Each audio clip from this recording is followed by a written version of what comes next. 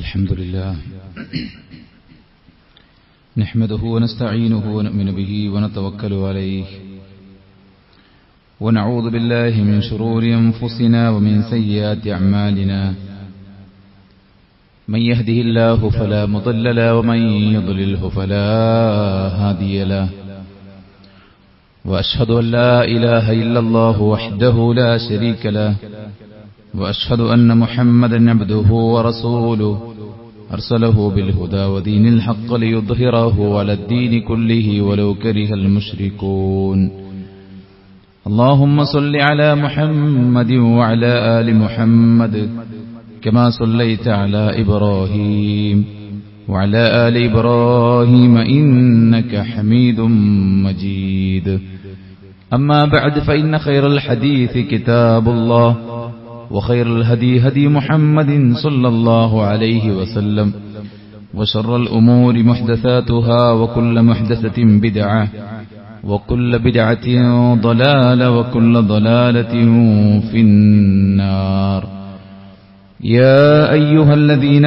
آمنوا اتقوا الله حق تقاته ولا تموتن إلا وأنتم مسلمون يا أيها الناس اتقوا ربكم الذي خلقكم من نفس واحدة وخلق منها زوجها وبث منهما رجالا كثيرا ونساء واتقوا الله الذي تساءلون به والأرحام إن الله كان عليكم رقيبا يا أيها الذين آمنوا اتقوا الله وقولوا قولا سديدا يصلح لكم أعمالكم ويغفر لكم ذنوبكم ومن يطع الله ورسوله فقد فاز فوزا عظيما أعوذ بالله من الشيطان الرجيم ولا تخزني يوم يبعثون يوم لا ينفع مال ولا بنون إلا من أتى الله بقلب سليم ഏറെ ബഹുമാനമുള്ള സത്യവിശ്വാസിനികളെ, സൃഷ്ടികർത്താവും സർവ്വലോക നിയന്താവും സർവ്വ അനുഗ്രഹങ്ങളുടെയും ദാതാവുമായ അല്ലാഹുവിന്റെ ദീനിന്റെ വിധികളും വിലക്കുകളും യഥോചിതം പാലിച്ച് ജീവിക്കാൻ പരമാവധി പരിശ്രമിക്കണമെന്ന് ഉണർത്തുകയാണ്, ഉപദേശിക്കുകയാണ്. അല്ലാഹു നമുക്കെല്ലാവർക്കും അവനിഷ്ടപ്പെട്ട വഴിയിൽ മരണം വരെ ജീവിക്കാനും അവനിഷ്ടപ്പെട്ടവരായി മരണപ്പെട്ട് ജന്നാത്തുൽ ഫിർദൗസിൽ കുടുംബത്തോടൊപ്പം ഒരുമിച്ചുകൂടാനുമുള്ള തൗഫീഖ് നൽകി അനുഗ്രഹിക്കുമാറാവട്ടെ. സഹോദരന്മാരെ, ജീവിതത്തിൽ നമുക്ക് ചെയ്തു തീർക്കാവുന്നതും താങ്ങാവുന്നതുമെല്ലാമുണ്ട്. എന്നാൽ അതിനപ്പുറത്ത് സംഭവിക്കുന്ന കാര്യങ്ങൾ കടന്നു വരുമ്പോഴാണ് നമ്മൾ തളർന്നു പോകുന്നത്, തകർന്നു പോകുന്നത്. അവിടെ ഒരു വിശ്വാസിയുടെ ബലം എന്ന് പറയുന്നത് പടച്ചറബിലുള്ള വിശ്വാസവും അവനിലുള്ള തവക്കുലും അവനിലുള്ള പ്രതീക്ഷയും അവനോടുള്ള അടങ്ങാത്ത പ്രാർത്ഥനയുമാണ്. ലോകത്ത് പ്രവാചകന്മാരെക്കാളും വലിയ ഭാരിച്ച ചുമതല ഏൽപ്പിക്കപ്പെട്ട ആളുകളില്ല. എത്രത്തോളമെന്ന് വെച്ചാൽ വധഭീഷണിയുള്ള നാടുകളിലേക്കാണ് അവർക്ക് പ്രബോധനത്തിന്റെ ദൗത്യം പടച്ചറബ് ഏൽപ്പിച്ച് പറഞ്ഞയച്ചിട്ടുള്ളത്. ലാ ഇലാഹ ഇല്ലല്ലാഹ് എന്ന സത്യസന്ദേശം അത് ചെറിയ തോതിൽ പോലും ഉൾക്കൊള്ളാത്ത, അതല്ലെങ്കിൽ അതൊന്ന് ഉരുവിടാൻ പോലും മനസ്സ് കാണിക്കാത്ത, അതിന് സ്വാതന്ത്ര്യമില്ലാത്ത മണ്ണിൽ പ്രവാചകന്മാർ ആ ദൗത്യം മനോഹരമായി നിർവഹിച്ചു. അവരുടെ ജീവിതത്തിൽ സംഭവിച്ച നിരവധി പ്രയാസങ്ങൾ, പ്രതിസന്ധികൾ, യുദ്ധങ്ങൾ, എതിരിടാൻ ആയുധങ്ങളും സജ്ജീകരണങ്ങളും സന്നാഹങ്ങളുമില്ലാത്ത ബദറിന്റെ പോർക്കളത്തിൽ ഏറ്റവും വലിയ ആയുധമായി മാറിയത് പ്രാർത്ഥനയാണ്. എന്നെ സൃഷ്ടിച്ച ഈ പ്രപഞ്ചത്തെ സംവിധാനിച്ച, ഇതിൽ നിസാരമായ ഓരോന്നിനെയും രൂപകൽപ്പന ചെയ്ത, അതിനെല്ലാം വഴികൾ കാണിച്ച മൂസാ അലൈഹിസ്സലാത്തു വസ്സലാം ഫിർഔനിനോട് അല്ലാഹനെ പരിചയപ്പെടുത്തിയതുപോലെ റബ്ബുനല്ലദീ അഅതാ കുല്ല ശൈഇൻ ഖൽഖഹു സുമ്മ ഹദാ, എല്ലാറ്റിനും സൃഷ്ടിപ്പ് നൽകുകയും അവർക്ക് ജീവിക്കാൻ വേണ്ട വഴികൾ കാണിച്ചു കൊടുക്കുകയും ചെയ്ത പടച്ചവന് കഴിവില്ലാത്തതായിട്ടൊന്നുമില്ല. കാരണം എല്ലാം അവന്റെ സൃഷ്ടികളാണ്. റബ്ബുൽ ആലമീൻ എന്ന് പറഞ്ഞാൽ മാസിവല്ലാഹ്, അല്ലാഹു അല്ലാത്ത എല്ലാറ്റിന്റെയും റബ്ബ് എന്നാണ്. ഈ പ്രവിശാലമായ പ്രപഞ്ചത്തിന്റെ സൃഷ്ടാവായിട്ടുള്ള ഒരു റബ്ബ് നമുക്കുണ്ടാകുമ്പോൾ അലൈസല്ലാഹു ബികാഫിൻ അബ്ദഹ, ദാസൻ അല്ലാഹു പോരെ എന്ന ചോദ്യം സഹോദരന്മാരെ വളരെ സുപ്രധാനമായ ഒരു ചോദ്യമാണ്. അതിനോളം വരുന്ന ആശ്വാസം, സമാധാനം, ഒരു അത്താണി, അങ്ങനെയാണല്ലോ ഇറക്കി വെക്കാൻ ഒരു അത്താണി വേണം എന്നതാണ്. കുടുംബത്തിലെ ഒരു പ്രയാസം നീക്കാൻ വേണ്ടി ഒരു ജ്യോത്സ്യന്റെ അടുത്ത്, ഒരു മന്ത്രവാദിയുടെ അടുക്കൽ ചെന്നപ്പോൾ അയാൾ ആ ഒരു സ്ത്രീയോട് പറഞ്ഞത്, നിങ്ങൾക്കും ഭർത്താവിനും ഇടക്കുള്ള പ്രശ്നം നീങ്ങാൻ ഒരു ബാധ ഒഴിപ്പിക്കാനുണ്ട്. അതിന് നിങ്ങൾ ചെയ്യേണ്ടത് 14ഉം 16ഉം വയസ്സുള്ള നിങ്ങളുടെ പെൺമക്കളെ എന്റെ അടുക്കലേക്ക് അയക്കണമെന്നാണ്. നീണ്ട 2 വർഷം പ്രായപൂർത്തിയാകാത്ത അല്ലെങ്കിൽ ആ ഒരു പ്രായത്തിലുള്ള കുട്ടികളെ അയാൾ വിശ്വാസത്തിന്റെ പേരിൽ ലൈംഗികമായി ചൂഷണം ചെയ്തു എന്നതാണ് മിനിഞ്ഞാന്ന് വന്ന ഒരു പത്ര കട്ടിംഗ് എന്ന് പറയുന്നത്. ഒരത്താണിക്ക് വേണ്ടി ആളുകൾ ചെന്നുപെടുന്നത് യഥാർത്ഥത്തിൽ വലിയ അപകടകരമായിട്ടുള്ള ഇടങ്ങളിലേക്കാണ്. അവരുടെ അഭിമാനവും അവരുടെ സമ്പത്തും ഈവൻ അവരുടെ ജീവിതം പോലും. അല്ലെ, ഒരു മുസ്ലിം നാമധാരിയാണ് ഒരു സ്ത്രീയുടെ അടുക്കൽ, ഒരു മുസ്ലിം സ്ത്രീയുടെ അടുക്കൽ തന്റെ സമ്പത്ത് മുഴുവൻ കൊണ്ടുപോയി കൊടുത്തത്. 500 ചില്ലാനമറ്റേ പവൻ സ്വർണം ഇരട്ടിപ്പിക്കാൻ വേണ്ടി കൊണ്ടുപോയി കൊടുത്തപ്പോൾ അവസാനം ഒരു പൂജ കൂടെയുണ്ടെന്ന് പറഞ്ഞ് അയാളെ വീട്ടിലേക്ക് വിളിച്ചു വരുത്തി താൻ വില കൊടുത്ത് ഏർപ്പാട് ചെയ്ത ഗുണ്ടകൾ അയാളെ കശാപ്പ് ചെയ്ത് അയാളുടെ ജീവൻ തന്നെ ഇല്ലാതാകുന്ന സാഹചര്യമുണ്ടായി. എല്ലാം വിശ്വാസത്തിന്റെ പേരിലാണ്. ഒരു അത്താണി ആളുകൾക്ക് ആവശ്യമാണ്. എന്നാൽ ഒരു വിശ്വാസിയെ സംബന്ധിച്ചിടത്തോളം മതിയായ ഒരത്താണി സുഹൃത്തുക്കളെ നമുക്ക് പടച്ചറബുണ്ട്. അല്ലാഹു മൗലാന ലാ മൗലാലക്കും, നിങ്ങൾക്ക് രക്ഷാധികാരിയായിട്ട് പടച്ചവനുണ്ടെന്നാണ്. സുഹൃത്തുക്കളെ, പടച്ചവൻ രക്ഷാധികാരിയായിട്ടുണ്ടെന്ന് പറയുമ്പോൾ മത്സ്യത്തിന്റെ വയറ്റിൽ ജീവനോടെ യൂനുസ് നബിയെ നിലനിർത്തിയ പടച്ചോനാണത്.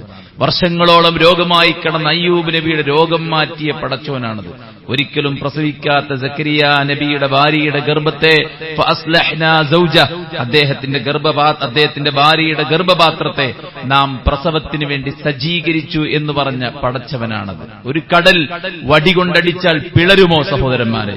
ഇന്ന് ഏറ്റവും വലിയ ടെക്നോളജിയുള്ള കാലത്താണ് നമ്മൾ ജീവിക്കുന്നത്. ചെങ്കടലിന് കുറുകെ ത്വരീഖൻ യബസ, ഉണങ്ങിയ പാതയുണ്ടാക്കിയ ഒരു പടച്ചറബുണ്ടെന്ന് അജഞ്ചലമായി ഉറച്ചു വിശ്വസിക്കുന്നവരാണ് സഹോദരന്മാരെ നമ്മൾ. ഇനി ഇതൊന്നും വിശ്വാസമില്ലെങ്കിൽ ഈ പ്രകൃതി നമ്മളോട് പടച്ചറബിന്റെ അത്ഭുതങ്ങൾ വിളിച്ചോതുന്നു. ഈ പ്രവിശാലമായ പ്രപഞ്ചത്തിലെ വിവിധങ്ങളായ വെള്ളത്തെ ആകാശത്തേക്ക് ബാഷ്പീകരിച്ച് കടലിലെ ഉപ്പുജലത്തെ ആകാശത്തേക്ക് എടുത്തിട്ട് ശുദ്ധജലമാക്കി ഇറക്കുന്നതിന്റെ പിന്നിൽ എന്ത് സയൻസ്, ഏത് സയന്റിസ്റ്റ്, ഏത് ചിന്തകൻ, ആരാണ് ഇതിന്റെ പിന്നിലുള്ളതെന്ന് ചോദിച്ചാൽ പടച്ചവനാണ് അതിന്റെ പിന്നിലുള്ളത്. അതിന് പിന്നിലൊരു സയൻസ് ഉണ്ട്. പക്ഷെ ആ സയൻസ് നടപ്പിലാക്കുന്നത് പടച്ചറബാണ്. അതിനങ്ങനെ ഒരു പ്രകൃതം കൊടുത്തത് പടച്ചറബാണ്. ഭൂമിയിൽ വിത്ത് വിതയ്ക്കാനേ നമുക്കാകൂ, ആ വിത്തിനെ മുളപ്പിക്കാൻ നമുക്കാവില്ല. നാം വിതച്ചു പോയ വിത്തിനെ ഭൂമിക്കകത്തുനിന്ന് പാറകൾക്കിടയിലൂടെ പാറയെപ്പോലും പിളർത്തി അതിനെ മുളപ്പിച്ചു കൊണ്ടുവരുന്നവൻ പടച്ചറബാണ്. കോടിക്കണക്കിന് ബീജത്തിൽ നിന്ന് ലക്ഷണമൊത്ത നാമാകുന്ന ബീജത്തെ സെലക്ട് ചെയ്ത് മാതാവിന്റെ അണ്ടവുമായി കൂടിച്ചേർത്തിയത്, അതിനെ പടിപടിയായി പോറ്റി വളർത്തിയ ഒരു പടച്ചവൻ നമുക്കുണ്ടാകുമ്പോൾ ആ പടച്ചവനോടാണ് നമ്മൾ ചോദിക്കേണ്ടത്. ലോകത്ത് കടന്നു വന്ന പ്രവാചകന്മാരുടെ ഏറ്റവും വലിയ ആയുധം പ്രാർത്ഥനയായിരുന്നു. ഖലീലുള്ള ഇബ്രാഹിം നബി അലൈഹി സ്വലാത്തു വസ്സലാമയുടെ, മുഹമ്മദ് നബി സല്ലല്ലാഹു അലൈഹി വസല്ലമയുടെ, ലോകത്തുടനീളമുള്ള പ്രവാചകന്മാരുടെ പ്രാർത്ഥനകൾ വിശുദ്ധ ഖുർആൻ നമുക്ക് കാണാൻ സാധിക്കും. അതുകൊണ്ട് തന്നെ റബ്ബിലേക്ക് അടുക്കുവാനും റബ്ബിനോട് നിരന്തരമായി നമ്മുടെ കാര്യങ്ങൾ ചോദിക്കുവാനും മനസ്സ് കാണിക്കുമ്പോൾ നമ്മുടെ മുന്നിൽ അടഞ്ഞുകിടക്കുന്ന കവാടങ്ങൾ തുറക്കപ്പെടും. വലിയ ഭാരിച്ച ഉദ്യമമായി നമ്മൾ കാണുന്ന കാര്യങ്ങൾ അല്ലാഹു സുബ്ഹാനഹു വ തആല നമുക്ക് എളുപ്പമാക്കി തരും. ഒരിക്കലും നടക്കില്ല, ഒരിക്കലും ശരിയാവില്ല എന്ന് നാം വിശ്വസിക്കുന്ന കാര്യങ്ങൾ പടച്ച റബ്ബ് സുബ്ഹാനഹു വ തആല നമ്മുടെ മുമ്പിൽ ശരിയാക്കി തരും. അതിനെല്ലാമുള്ള കഴിവ് അല്ലാഹുവിനുണ്ട്. നാം എന്ത് ചോദിക്കണം?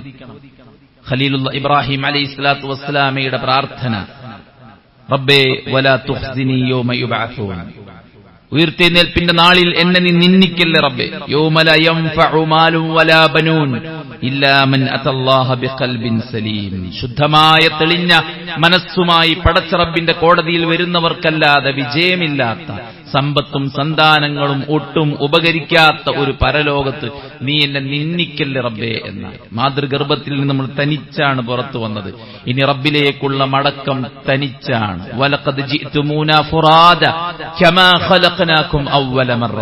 നിങ്ങൾ എങ്ങനെയാണോ ഞാൻ സൃഷ്ടിച്ചത് അതുപോലെ നിങ്ങളെല്ലാം ഒറ്റക്കൊറ്റയ്ക്ക് ഇങ്ങ് വന്നിരിക്കുകയാണല്ലോ എന്നാണ്. ഇന്ന് നമുക്ക് സമ്പത്തുണ്ട്, നമുക്ക് ക്വാളിഫിക്കേഷൻസ് ഉണ്ട്, നമുക്ക് തറവാടുണ്ട്, പറയാൻ മാത്രം നമുക്ക് ഫ്രണ്ട്സും നമ്മുടെ കൂട്ടാളികളും നമ്മുടെ ചങ്ക് ബ്രോസും നമുക്കുണ്ട്. പക്ഷേ നാം വന്നത് തനിച്ചാണെങ്കിൽ തനിച്ചുള്ള ഒരു യാത്രയുണ്ട്. ആ തനിച്ചുള്ള യാത്രയിൽ നമുക്ക് കൂട്ട് നമ്മുടെ മക്കളല്ല, നമ്മുടെ സമ്പത്തല്ല, നമ്മുടെ സ്റ്റാറ്റസ് അല്ല, നമ്മുടെ കൂടെയുള്ളത് നമ്മുടെ ദീനാണ്. അതുകൊണ്ട് തന്നെ പരലോകത്തുള്ള നിന്യത, ഇവിടെയുള്ള നിന്യതയെ നമ്മൾ ഭയക്കുന്നുവെങ്കിൽ, അതിനെ വെറുക്കുന്നുവെങ്കിൽ, അത്തരം സാഹചര്യങ്ങളെ ഇല്ലായ്മ ചെയ്യാൻ നമ്മൾ പരസ്പരം അഭിനയിച്ച് ജീവിക്കുന്നുവെങ്കിൽ ഏറ്റവും വലിയ അപമാനം സഹിക്കേണ്ടി വരുന്നത് പരലോകത്താണ്. അതുകൊണ്ട് ഖലീലുള്ളയുടെ പ്രാർത്ഥന, പടച്ച റബ്ബേ പരലോകത്ത് ഞങ്ങളെ നിന്ദിക്കല്ലേ പടച്ചോനെ എന്ന്.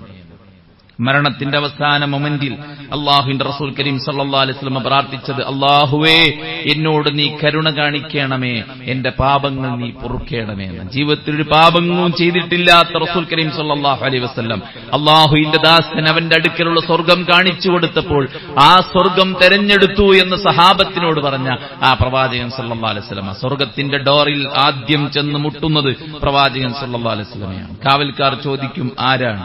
മുഹമ്മദ് നബി സല്ലല്ലാഹു അലൈഹി വസല്ലമയാണെന്ന് പറയുമ്പോൾ മലക്കുകൾ തിരിച്ചു പറയും, നിങ്ങളുടെ പേര് കേൾക്കുമ്പോൾ ഈ ഡോർ തുറന്നു കൊടുക്കാനാണ് പടച്ച റബ്ബ് ഞങ്ങളോട് കൽപ്പിച്ചിരിക്കുന്നത്. മുഹമ്മദ് നബി ഡോറിൽ മുട്ടുമ്പോഴാണ് സ്വർഗത്തിന്റെ ഡോർ തുറക്കപ്പെടുന്നത്. സഹോദരന്മാരെ, ആ അഷ്റഫുൽ ഖൽഖ് മുഹമ്മദ് മുസ്തഫ സല്ലല്ലാഹു അലൈഹി വസല്ലം മരിക്കുമ്പോൾ പ്രാർത്ഥിച്ചത്, റബ്ബി ഗഫർലി വർഹംനി വജഅൽനി മിർ റഫീഖിൽ അഅല.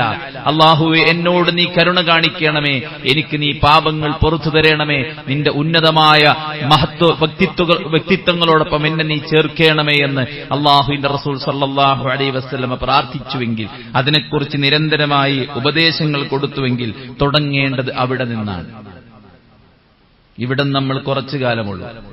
പരന്നു കിടക്കുന്ന സമുദ്രത്തിൽ വിരൽ മുക്കി മുകളിലേക്കെടുത്താൽ ആ വിരൽ തുമ്പിലുള്ള വെള്ളത്തുള്ളികൾ മാത്രമാണ് ഈ ദുനിയാവ്. ഇവിടുത്തെ സ്ഥാനം, ഇവിടുത്തെ സൗന്ദര്യം, ഇവിടുത്തെ സുഖം, ഇവിടുത്തെ സന്തോഷം, ഇവിടുത്തെ വീടും, ഇവിടുത്തെ ആസ്തിയും, ഇവിടുത്തെ പ്രൗഢിയും, ഇവിടുത്തെ പ്രശസ്തിയും, ഇവിടെ നമുക്ക് കിട്ടുന്ന ആദരവും എല്ലാം ഈ ഒരു തുള്ളിയാണ്. ബാക്കി പരന്നു കിടക്കുന്ന ഭൂമിയുടെ 70% വിശാലമായി കിടക്കുന്ന സമുദ്രജലം നമ്മുടെ ആയുസ്സിനോട് താരതമ്യപ്പെടുത്തിയാൽ ബഅദൽ മൗത്ത്, മരണത്തിന് ശേഷം നമുക്ക് ജീവിക്കാനുള്ളതാണ്. അതുകൊണ്ട് ഇനി നമ്മൾ മരിച്ചാൽ നമുക്കൊരു മരണമില്ല. ഇത് നമ്മുടെ അവസാനത്തെ മരണമാണ്. ഇനിയൊരു മരണത്തെ നമ്മൾ മുഖാമുഖം കാണുന്നുവെങ്കിൽ ഇനി നമുക്ക് മരണമില്ല. പരലോകത്ത് അല്ലാഹു സുബ്ഹാനഹു വ തആല നരകക്കാരെയും സ്വർഗ്ഗക്കാരെയും വിളിച്ചിട്ട് പറയും, നോക്കൂ ഇതെന്താണ്? ഒരാടിന്റെ രൂപത്തിൽ മരണത്തെ കൊണ്ടുവന്ന് പടച്ച റബ്ബ് മനുഷ്യന്മാരത് കാണിക്കുമ്പോൾ മനുഷ്യൻ പറയും മരണമാണ്. ഇതാ മരണം ഇവിടെ അറുക്കപ്പെട്ടിരിക്കുകയാണ്. മരണം മാത്രം മരിക്കുന്ന ലോകമാണ് പരലോകം. അവിടെ മേൽ രക്ഷപ്പെടാനുള്ള നിരന്തരമായ പ്രാർത്ഥന നമുക്കുണ്ടാകണം. അവിടെ നമുക്ക് ഏറ്റവും ഉപകാരപ്പെടുന്ന കാര്യം, ഏറ്റവും പ്രാധാന്യമുള്ള കാര്യം നമ്മുടെ വിശ്വാസമാണ്. ആ വിശ്വാസത്തെ ചൊല്ലിയുള്ള പ്രാർത്ഥന നമ്മുടെ ജീവിതത്തിൽ അധികരിപ്പിക്കണം. വിശ്വാസത്തിൽ ഭ്രംശം സംഭവിക്കുന്നതിനെ നമ്മൾ സൂക്ഷിക്കണം. പലവിധ കാറ്റഗറികളും പലവിധ ഗ്രൂപ്പുകളും പലവിധ മൻഹജുകളും പലവിധ ചിന്താധാരകളുമുള്ള കാലത്താണ് നമ്മൾ ജീവിക്കുന്നത്. ഞങ്ങൾ ഇന്നതിന്റെ ആളുകളാണ്, അതിന് ഇന്നേതായിട്ടുള്ള രൂപമാണ്, ഇന്ന വിശ്വാസമാണ്, ഇന്ന ആചാരമാണ്. സുഹൃത്തുക്കൾ, നമ്മൾ മുസ്ലിമാണ്. മുസ്ലിം ഫോളോ ചെയ്യേണ്ടത് ഈ അലമാരയിൽ അടുക്കി വെച്ച ഖുർആനും അതിന്റെ വിശദീകരണമായ സുന്നത്തുമാണ്. വഅതസിമു ബിഹബ്ലില്ലാഹി ജമീഅ, നിങ്ങൾ അതിനെ മുറുകെ പിടിക്കണം. ഫഇൻ തനാസഅതും ഫീ ശൈഇൻ ഫറദ്ദൂഹു ഇലല്ലാഹി വറസൂൽ. നിങ്ങൾക്കിടയിൽ വല്ല അഭിപ്രായ ഭിന്നതയും ഉണ്ടെങ്കിൽ ഇസ്ലാമിക വിഷയങ്ങളെ നോക്കിക്കാണേണ്ടത് മദ്ഹബ് നോക്കിയിട്ടല്ല, നമ്മുടെ പാരമ്പര്യം നോക്കിയിട്ടല്ല, നമ്മുടെ പണ്ഡിതന്മാർ പറയുന്നത് നോക്കിയിട്ടല്ല. ഏതെങ്കിലും കിതാബുകൾ, തങ്ങളുടേതായിട്ടുള്ള പ്രത്യേകമായ കിതാബുകൾ, ഫളായിലെ അമാൽ എന്നൊക്കെ പറയുന്ന പോലെയുള്ള സ്പെഷ്യലായിട്ടുള്ള ഞങ്ങളുടെ ടീമിന്റേതായിട്ടുള്ള കിതാബുകൾ, അതിലെന്താണോ പറയുന്നത് അതാണ് ഞങ്ങൾക്ക് പ്രമാണം എന്നല്ല. ഇമാം അഹ്മദ് ബിൻ ഹംബൽ റഹിമഹുള്ള പറയുന്നുണ്ട്, ലാ തുഖല്ലിദിനി, നിങ്ങൾ എന്നെ പിൻപറ്റരുത്, നിങ്ങൾ എന്നെ തഖ്ലീദ് ചെയ്യരുത്.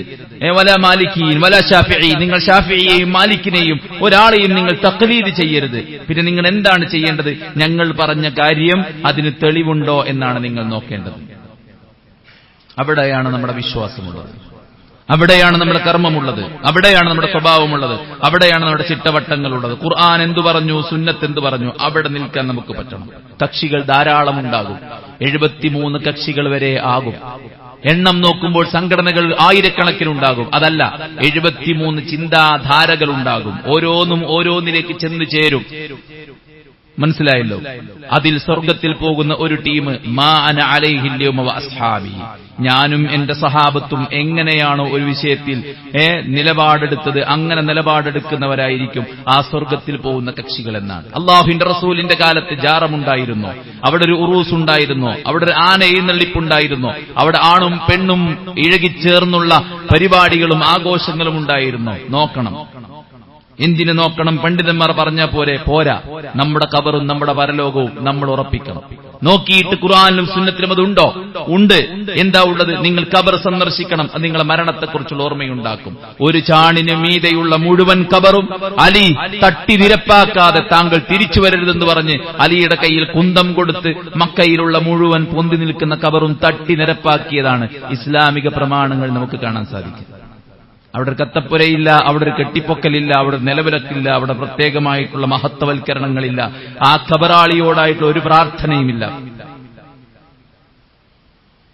അതുകൊണ്ട് പ്രമാണങ്ങളിലേക്ക് നമ്മൾ മടങ്ങണം, എന്നിട്ട് വിശ്വാസം റെഡിയാക്കണം. ഇബ്രാഹിം നബിയുടെ പ്രാർത്ഥന, വജ്നുബിനി വബനിയ അൻ നഅബുദൽ അസ്നാം, അല്ലാഹുവേ നിനക്ക് പുറമെ മറ്റു ആരാധ്യ വസ്തുക്കളെ സ്വീകരിക്കുന്നതിൽ നിന്ന് എന്നെ നീ അകറ്റണമേ, എന്നെ മാത്രമല്ല എന്റെ മക്കളെയും ശിർക്കിൽ നിന്ന് മുക്തമാക്കണേ എന്ന് പ്രാർത്ഥിച്ചത് മഹാപ്രവാചകനാണ്, ഖലീലുള്ള ഇബ്രാഹിം നബിയാണ്. അല്ലാഹുവിന്റെ റസൂൽ കരീം സല്ലല്ലാഹു അലൈഹി വസല്ലമക്ക് ശിർക്ക് സംഭവിക്കുമോ? ആ റസൂലുള്ള പ്രാർത്ഥിച്ചില്ലേ ധാരാളമായി? അല്ലാഹുമ്മ ഇന്നി അഊദു ബിക അൻ ഉശ്രിക ബിക വഅന അഅലം വഅസ്തഗ്ഫിറുക ലിമാ ലാ അഅലം. അല്ലാഹുവേ, അറിവില്ലാതെ ശിർക്കിൽ ചെന്ന് പെടുന്നതിൽ നിന്ന് ഞാൻ നിന്നോട് രക്ഷ തേടുന്നു, അറിഞ്ഞുകൊണ്ട് ശിർക്ക് ചെയ്യുന്നതിൽ നിന്ന് ഞാൻ നിന്നോട് ഇസ്തിഗ്ഫാർ തൗബയും നടത്തുന്നു എന്ന് ധാരാളമായി പ്രാർത്ഥിച്ചു അല്ലാഹുവിന്റെ റസൂൽ സല്ലല്ലാഹു അലൈഹി വസല്ലം. മരണക്കിടക്കയിൽ കടന്ന് ഒരുപാട് ഉപദേശങ്ങൾ നമുക്ക് നൽകി. ലഅനല്ലാഹുൽ യഹൂദ വന്നസാറ ഇത്തഖദു ഖുബൂറ അംബിയാഇഹിം മസാജിദ. ജൂത ക്രൈസ്തവരെ അല്ലാഹു ശപിച്ചിരിക്കുന്നു, അവർ മരണപ്പെട്ടു പോയ അംബിയാക്കളുടെ ഖബറിനെ ആരാധനാ കേന്ദ്രമാക്കിയിരിക്കുന്നു. ലാ തജ്അൽ ഖബരി വസന യുഅബദ്, എന്റെ ഖബറിനെ നിങ്ങൾ ആരാധിക്കുന്ന വിഗ്രഹമാക്കരുത്. ലാ തജ്അൽ ഖബരി ഈദ, എന്റെ ഖബറിനെ നിങ്ങൾ ഒരു ആഘോഷത്തിന്റെ ഇടമാക്കരുത്. അല്ലാഹുവിന്റെ റസൂൽ കരീം സല്ലല്ലാഹു അലൈഹി വസല്ലമ എല്ലാം പഠിപ്പിച്ചു കൊടുത്തു. അവരൊക്കെ മഹാന്മാരല്ലേ, കഴിവുകളുള്ളവരല്ലേ, അവരോട് നമ്മൾ ചോദിക്കണ്ടേ? റസൂൽ സല്ലല്ലാഹു അലൈഹി വസല്ലമയേക്കാൾ മഹാൻ ആരാണുള്ളത്? അല്ലാഹുവിന്റെ പ്രവാചകൻ സല്ലല്ലാഹു അലൈഹി വസല്ലം, ലാ തത്റൂനി കമാ അത്റത്തിൻ നസാറ ഈസ ഇബ്നു മറിയം, ഈസ ഇബ്നു മറിയമിനെ ക്രിസ്ത്യാനികൾ വാഴ്ത്തിപ്പുകയറ്റി പടച്ചോനാക്കിയതുപോലെ നിങ്ങൾ എന്നെ വാഴ്ത്തിപ്പുകയറ്റി പടച്ചവനാക്കരുത്. നിങ്ങൾ എന്നെക്കുറിച്ച് പറയേണ്ടത് അബ്ദുല്ലാഹ്, അല്ലാഹുവിന്റെ അടിമയാണ്, വറസൂലു, അല്ലാഹുവിന്റെ റസൂലുമാണ്. ശിർക്കിൽ നിന്ന് മുക്തി നേടാൻ, വഴിപിഴച്ച വിശ്വാസങ്ങളിൽ രക്ഷപ്പെടാനാണ് നമ്മൾ പടച്ച റബ്ബിനോട് പ്രാർത്ഥിക്കേണ്ടത്. ഖലീലുള്ളയുടെ പ്രാർത്ഥനയിൽ അത് നമുക്ക് കാണാൻ സാധിക്കും. അതുപോലെ തന്നെ നമ്മുടെ കർമ്മങ്ങൾ നന്നാക്കി കിട്ടാൻ, റബ്ബി ജഅൽനി മുഖീമസ്സലാ വമിൻ ദുർരിയ്യതി റബ്ബനാ വതഖബ്ബൽ ദുആ, അല്ലാഹുവേ എന്നെയും എന്റെ മക്കളെയും നമസ്കാരം നിലനിർത്തുന്നവരാക്കണേ. വിശ്വാസം ശരിപ്പെട്ടാൽ പിന്നെ അതിനനുസരിച്ചുള്ള കർമ്മങ്ങളാണ്. വിശ്വാസം വെറും ജൽപ്പനമല്ല.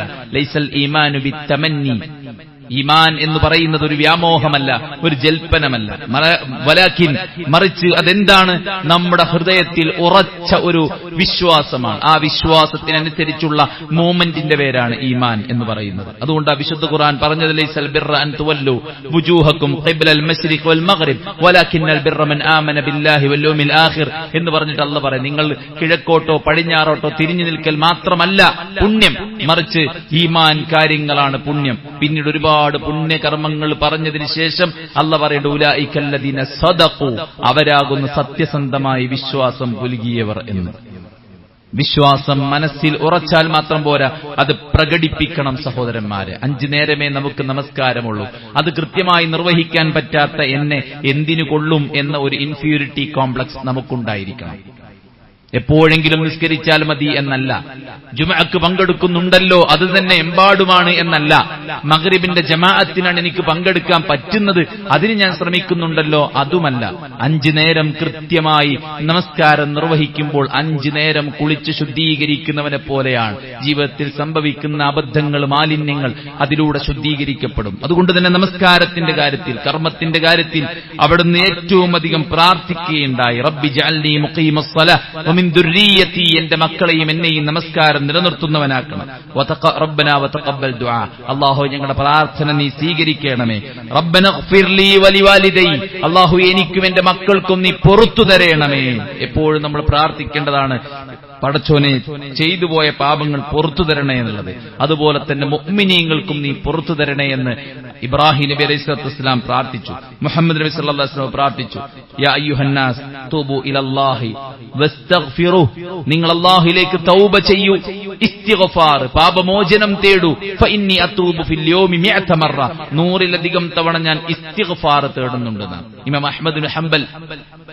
ഇശാ ജമാഅത്തിന് ശേഷം പള്ളിയിൽ പ്രാർത്ഥനയുമായി കഴിച്ചുകൂട്ടുമ്പോൾ പള്ളിയുടെ ഹാരിസ് അദ്ദേഹത്തെ വലിച്ചു പുറത്തേക്കിട്ടു. പള്ളിക്കോലായിലിരുന്ന് അദ്ദേഹം ഇങ്ങനെ ഇരിക്കുമ്പോൾ തൊട്ടു ഓപ്പോസിറ്റിൽ ഒരു ഹബ്ബാസ് റൊട്ടി ഉണ്ടാക്കുന്ന മനുഷ്യൻ ഇസ്തിഗ്ഫാർ ചൊല്ലിക്കൊണ്ട്, തസ്ബീഹ് ചൊല്ലിക്കൊണ്ട് അദ്ദേഹം ഇങ്ങനെ റൊട്ടി പരത്തിക്കൊണ്ടിരിക്കുകയാണ്. അദ്ദേഹത്തിന്റെ അടുക്കലേക്ക് അയാൾ അദ്ദേഹത്തെ വിളിച്ചു, ഇമാം അഹ്മദിനെ വിളിച്ചു. അഹ്മദ് അദ്ദേഹത്തിന്റെ കടയിൽ ചെന്നിരുന്നു. അദ്ദേഹം ഇങ്ങനെ ദിക്ർ മന്ത്രിച്ചുകൊണ്ടാണ് അദ്ദേഹത്തിന്റെ ജോലികൾ ചെയ്യുന്നത്. ഇമാം അഹ്മദ് അദ്ദേഹത്തോട് ചോദിച്ചു, ജീവിതത്തിൽ നിങ്ങൾ പടച്ച റബ്ബിനോട് ചോദിച്ച എല്ലാ ചോദ്യങ്ങൾക്കും നിങ്ങൾക്ക് ഉത്തരം കിട്ടിയിട്ടുണ്ടോ? അദ്ദേഹം പറഞ്ഞു, അതെ കിട്ടിയിട്ടുണ്ട്. പക്ഷെ ഒരു ചോദ്യത്തിന് എനിക്ക് ഇന്നേ വരെ ഉത്തരം കിട്ടിയിട്ടില്ല. ലോകം കണ്ട ഏറ്റവും വലിയ പണ്ഡിതനായ ഇമാം അഹ്മദ് ബിൻ ഹംബലിനെ എനിക്കൊന്ന് കാണിച്ചു തരണമെന്ന് ഞാൻ പടച്ച റബ്ബിനോട് ഒരുപാട് തവണ പ്രാർത്ഥിച്ചിട്ടുണ്ട്, അതിനിതുവരെ ഉത്തരം കിട്ടിയിട്ടില്ല. ഇമാം അഹ്മദ് ബിൻ ഹംബൽ റഹിമഹുല്ലാഹ് പറഞ്ഞു, ദാ നിങ്ങളുടെ മുന്നിൽ പടച്ച റബ്ബ് സുബ്ഹാനഹു വ തആല ഇമാം അഹ്മദ് ബിൻ ഹംബലിനെ വലിച്ചേച്ചു കൊണ്ടുവന്നിട്ടിരിക്കുകയാണ്. അതായത് പള്ളി സംരക്ഷിക്കുന്ന ഹാരിസ് പള്ളിയിൽ കുറെ നേരം ദിക്റും ദുആയുമായി കഴിച്ചുകൂട്ടി ഇമാം അഹ്മദ് പള്ളിയിൽ നിന്ന് ഇറങ്ങാത്തോണ്ട് അദ്ദേഹത്തിന്റെ കാല് വലിച്ച് നിരത്തി കൊണ്ടുപോയിട്ട് പള്ളിന്റെ മുറ്റത്ത് കൊണ്ടുപോയിട്ടതാണ്. ആ ഒരു സംഭവമാണ് ഇമാം അഹ്മദ് എടുത്തിട്ട് അദ്ദേഹത്തോട് പറയുന്നത്. നോക്കൂ, ഇസ്തിഗ്ഫാറിന്റെ അജായിബുൽ ഇസ്തിഗ്ഫാർ, ഇസ്തിഗ്ഫാറിന്റെ അത്ഭുതങ്ങൾ എന്ന് പറഞ്ഞത് ഒരു വിശാലമായ ടോപ്പിക്കാണ്. വലിയ അത്ഭുതങ്ങൾ സൃഷ്ടിക്കാൻ സാധിക്കുന്നതാണ്. അതുകൊണ്ട് തന്നെ പ്രവാചകന്മാർ പ്രാർത്ഥിച്ച, ഖലീലുള്ള പ്രാർത്ഥിച്ച കാര്യമാണത്. അതുപോലെ തന്നെ സുഹൃത്തുക്കളെ, നമ്മുടെ വിശ്വാസം, നമ്മുടെ കർമ്മം ശരിയാവുക എന്നുള്ള മാത്രമല്ല, നമ്മുടെ മക്കൾ നന്നാവുക എന്നുള്ളതും കൂടെ ചേർത്തിട്ടാണ് പ്രാർത്ഥിച്ചത്. റബ്ബി ഹബ്ലി മിനസ് സാലിഹീൻ. ഒരു കുഞ്ഞിനെ വയോധികനായ സമയത്ത് ചോദിക്കുമ്പോൾ അവിടുന്ന് പ്രാർത്ഥിച്ചത് എന്താണ്? നല്ല ഒരു കുട്ടിയെ തരണേ എന്നാണ് പ്രാർത്ഥിച്ചത്. അല്ലെ, സാലിഹായ ഒരു കുട്ടിയെ തരണേ, കുടുംബവും ആ വഴിക്ക് വരണമെന്നാണ് പ്രാർത്ഥിച്ചത്. മാത്രവുമല്ല, നമ്മൾ പുണ്യം ചെയ്ത് നല്ല കുടുംബമായി ജീവിക്കുമ്പോൾ നമ്മൾ ജീവിക്കുന്ന രാജ്യത്തിന് നിർഭയത്വം വേണം.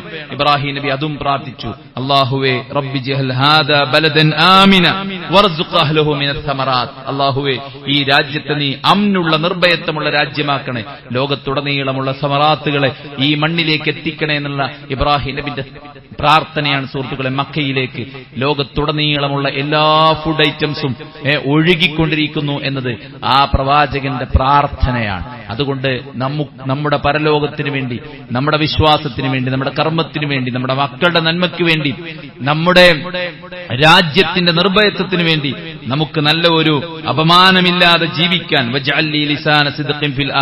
അല്ലാഹുവേ പിൽക്കാലക്കാരിൽ എനിക്ക് നീ സൽകീർത്തി ഉണ്ടാക്കണേ. എത്ര പേരാണ് അപമാനിതരായിട്ട് മരിച്ചുപോയത്, അങ്ങനെ ഇല്ലാതിരിക്കണേ എന്ന് ഇബ്രാഹിം നബി പ്രാർത്ഥിച്ച പ്രാർത്ഥന നമുക്ക് കാണാൻ സാധിക്കും. എല്ലാം ചെയ്യുമ്പോഴും ഞാനൊക്കെ എന്തായാലും രക്ഷപ്പെടും, പടച്ചോൻ എന്തായാലും സ്വീകരിക്കും എന്ന ചാരിതാർത്ഥ്യമല്ല. ഓരോ കല്ലുകൾ എടുത്തു വെക്കുമ്പോഴും ഇബ്രാഹിം നബി പ്രാർത്ഥിച്ചത്, പടച്ചോനെ റബ്ബനാ തഖബ്ബൽ മിന്നാ, ഞങ്ങളിൽ നിന്ന് നീ സ്വീകരിക്കണമേ എന്ന് നിരന്തരമായി പ്രാർത്ഥിക്കുകയാണ് മഹാനായ ഖലീലുള്ള ഇബ്രാഹിം അലൈഹിസ്സലാത്തു വസ്സലാം. പ്രവാചകന്മാരുടെ പ്രാർത്ഥന വിശുദ്ധ ഖുർആനിൽ ധാരാളമായിട്ടുണ്ട്. അവയെല്ലാം പരിശോധിച്ച് പഠിച്ച് മനഃപ്പാഠമാക്കി മനസ്സറിഞ്ഞ് സുജൂദിലും അല്ലാത്ത സമയത്തും റബ്ബിനോട് പ്രാർത്ഥിച്ച് ഇരന്നു വാങ്ങി ആ പ്രാർത്ഥനയുടെ സുരക്ഷയിൽ, അതിന്റെ സംരക്ഷണ വലയത്തിൽ സമാധാനത്തോടെ സ്വസ്ഥതയോടെ ഉള്ളതിൽ തൃപ്തിപ്പെട്ട് പടച്ച റബ്ബിന് വഴിപ്പെട്ട് മുന്നോട്ട് പോകാൻ നമ്മൾ പരിശ്രമിക്കുക. അല്ലാഹു സുബ്ഹാനഹു വ തആല അനുഗ്രഹിക്കുമാറാവട്ടെ.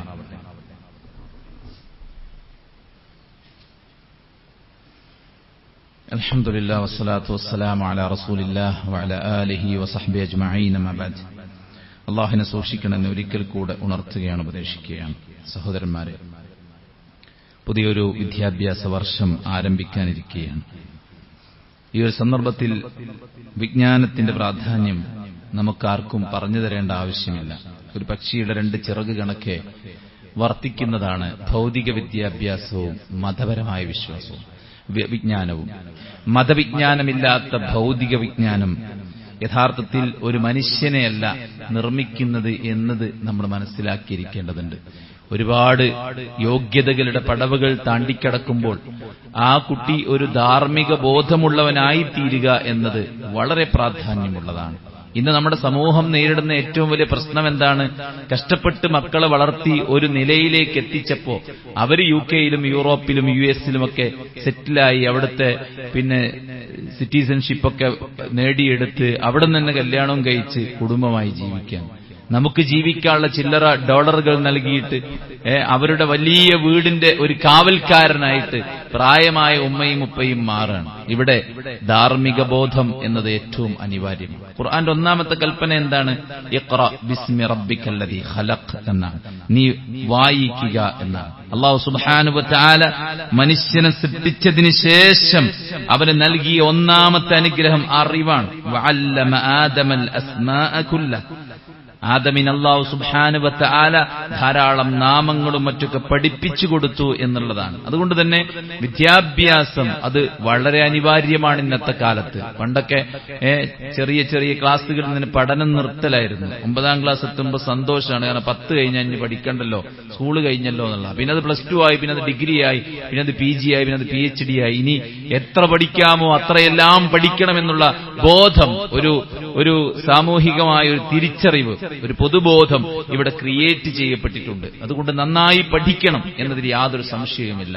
ഹാർഡ് വർക്കാണ് നമ്മൾ ഉപയോഗിക്കുന്ന എല്ലാം. സ്വസ്ഥമായി നമ്മുടെ വീട്ടിൽ നമ്മൾ ഉറങ്ങുന്നുവെങ്കിൽ അത് ഒരുപാട് ആളുകളുടെ അധ്വാനമാണ്, അല്ലെ? നമ്മുടെ വീട്ടിലേക്കുള്ള വസ്തുവകകൾ നമുക്ക് ലഭിക്കുന്നുവെങ്കിൽ രാവും പകലും പിതാവ് അധ്വാനിക്കുന്നത് കൊണ്ടാണ്. വീട്ടിൽ വല്ലതും കഴിക്കാനും ധരിക്കാനും എല്ലാം ഉണ്ടെങ്കിൽ ഉമ്മ ആ ഉത്തരവാദിത്വം ആരും പറയാതെ തന്നെ മനോഹരമായി ചെയ്യുന്നത് കൊണ്ടാണ്. അതുകൊണ്ട് പഠിക്കുന്ന വിദ്യാർത്ഥികളോട് പറയാനുള്ളത്, പഠനം എന്നത് നിന്റെ റെസ്പോൺസിബിലിറ്റിയാണ്. അത് ഉമ്മയുടെയും ഉപ്പയുടെയും നിർബന്ധത്തിന് ചെയ്യേണ്ടതല്ല. ഉമ്മയെയും ഉപ്പയെയും നമ്മൾ നിർബന്ധിക്കുന്നില്ലല്ലോ. ജോലിക്ക് പോകാൻ നിർബന്ധിക്കുന്നുണ്ടോ? വീട്ടിൽ ഭക്ഷണം ഉണ്ടാക്കാൻ നമ്മൾ നിർബന്ധിക്കുന്നുണ്ടോ? ഇല്ലല്ലോ. അവരെല്ലാം കൃത്യമായി ചെയ്യുന്നില്ലേ? അപ്പോൾ പഠനം എന്നത് എഴുതുക, വായിക്കുക, പഠിക്കുക, ക്ലാസ് ശ്രദ്ധിക്കുക, നിത്യവും സ്കൂളിൽ പോവുക, വൃത്തിയും വെടിപ്പും കാത്തു സൂക്ഷിക്കുക, കൂട്ടുകാർക്ക് നന്മ ചെയ്യുക, അനാവശ്യമായ കാര്യങ്ങളിൽ നിന്ന് മാറി നിൽക്കുക, അവിടെയും നമ്മുടെ ദീനീ കാര്യങ്ങൾ, ഇബാദത്തുകൾ, നിസ്കാരങ്ങളൊക്കെ പാലിക്കുക.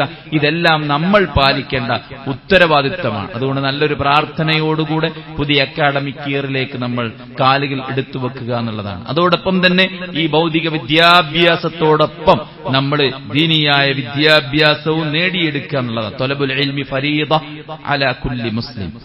ഓരോ മുസ്ലിമിന്റെയും മേൽ നിർബന്ധ ബാധ്യതയാണ് യഥാർത്ഥത്തിൽ ദീന് പഠിക്കുക എന്നുള്ളത്. ഇമാം അഹ്മദ് ബിൻ ഹംബൽ റഹിമഹുല്ലാഹ് പറയാണ്, ഹാജത്തുൻ നാസി ഇലൽ ഇൽം അശദ്ദു മിൻ ഹാജതിഹിം ഇല അത്'ആമി വശറാബ് لأن الطعام والشراب يحتاج إليه في اليوم مرة أو مرتين وحاجته إلى العلم بعدد أنفاسه. ഒരു മനുഷ്യനെ സംബന്ധിച്ചിടത്തോളം ഭക്ഷണത്തോടും പാനീയത്തോടുമുള്ള ആവശ്യത്തേക്കാൾ വലുതാണ് അറിവിനോടുള്ള ആവശ്യം. കാരണം ഭക്ഷണവും പാനീയൊക്കെ നമുക്ക് വിശപ്പടക്കാൻ നമ്മുടെ നാട്ടിലാണ് കുറച്ച് സമയങ്ങളിൽ മതിയാവും.